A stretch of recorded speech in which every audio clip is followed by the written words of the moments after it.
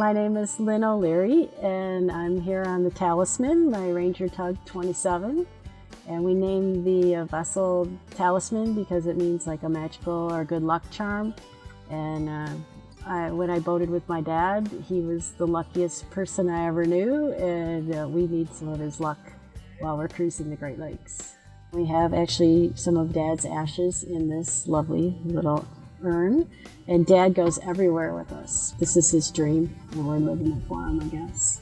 I grew up boating with my dad ever since I was a little tyke. We always had some kind of boat. As I got older, I realized he didn't really know how to navigate. I learned very early how to navigate, and I became much better at it than my father. My dad had a boat with a Volvo gas engine, and as much as he broke things, he could not break that engine. I realized, oh, Ranger has a Volvo diesel, and Volvo brand I knew from my dad, so that's a no-brainer because nobody really wants to work on their engine, right? It's a pain.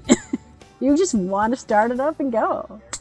So it is a good name. It's a good engine.